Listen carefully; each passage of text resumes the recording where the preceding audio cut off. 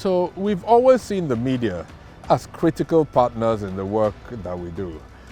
It's just that, we've been faced with a huge pandemic, obviously in Nigeria as well, that has led to us being really at the forefront of this struggle every single day. And we've worked very hard with media in terms of at the level of reporters, science writers, journalists to do the reportage, and develop understanding of the diseases. But today I thought it was important to engage with the leaders, the owners, the editors-in-chief, to really gain some common ground in the importance of the work that we do and in the responsibility, our responsibility to provide the media with credible information and data, but also the media's responsibility in developing stories that can be easily consumed by Nigerians in order for them to do the right thing. So it's really in recognition of our mutual responsibility and opportunity in sharing important messages to members of the public in a way that is developed for consumption. And we are still learning from that in that process, and today was both to share some of that information, but to get feedback. And we got some very useful feedback from leaders of this sector to take back to improve the work that we're doing.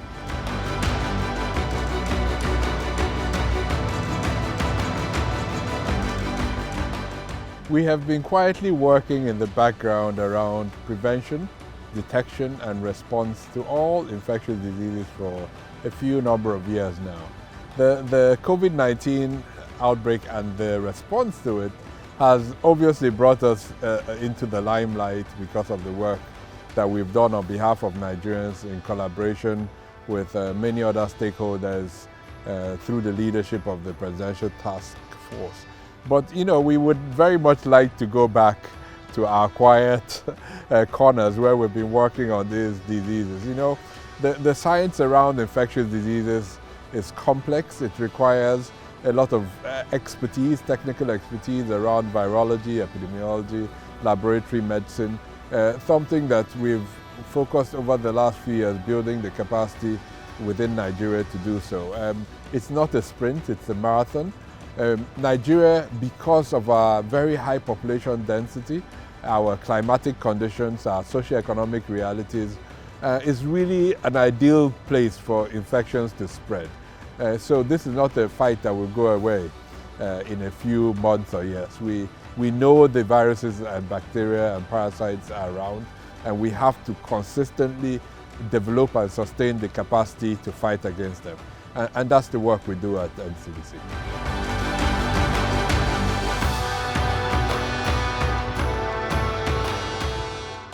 So this is so important. I think the first thing we did at NCDC was realize that we can't wish this away, right? Social media is here to stay, so we will engage with it in the best way we can. So we put together a very young team made up of young Nigerians that have the same hopes, aspirations, fears that everyone else has. Because there may be approaches that, the older you are, you're not able to fully recognize. So we have a young and very engaged social media team that have really built our social media presence.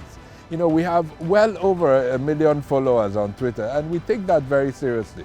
So that every message that we put out on Twitter, we hope represents our best understanding of the science available in that area and our response to whatever the issue is. So, we think social media is mainstream media, and we have to engage with it. Yes, it doesn't have the structures of mainstream media, conventional mainstream media, but we cannot ignore it, so we continue working proactively to engage with Nigerians. And really, we have followers all over the world, many Nigerians, but also many non-Nigerians, and we'll continue working very hard to develop that, improve on that, improve on our website, other social media platforms, and just make sure we are consistent. We are very much aware that the risk with social media, in fact, any other media outlet, is you can be right 99% of the time, but once you make one mistake, you can risk your entire response. So it means that we have to be consistent and diligent in assuring the quality of what we send out.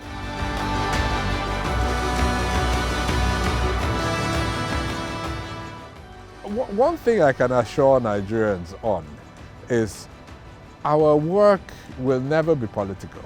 The interpretation of that can be done by whoever wants to, right?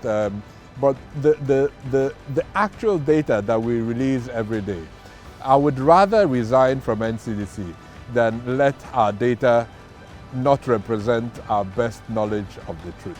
So the data we put out every day is validated to the best way we can. I'm not saying we don't make mistakes here and there, and when we have, recently, we have gone public and said, listen, yesterday we made a mistake, we put a debt here, there was no debt, and things like that, and have had the courage to withdraw that statement. But I'd like Nigerians to have confidence in the data that we share. We keep improving our surveillance system so that we can make sure our data is as accurate as possible. But we will never let our data either be inflated or deflated for any means, any reason other than what it represents. The challenge we have is sometimes we are not allowed access to certain parts of the country, and that we've made publicly available. It is left for all of us as citizens to hold the leaders responsible and the citizens in those areas. But we have said our work is to support every state, every institution. It's the mandate of NCDC to do so, but we're not the only players in this. And so we'll continue to do our very best to ensure that everyone has accurate information around the outbreak and all other infectious diseases for that matter.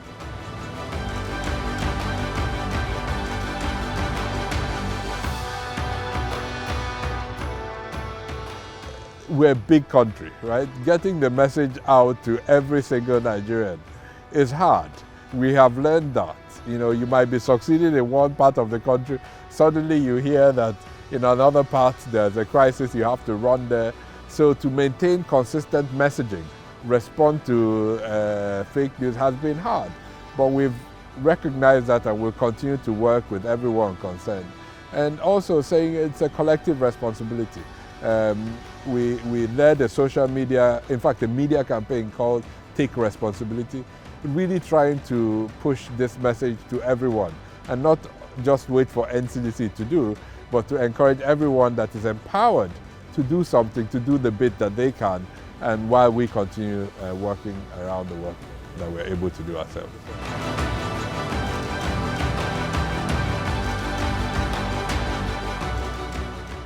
A second wave is not inevitable, but it will depend on our collective action.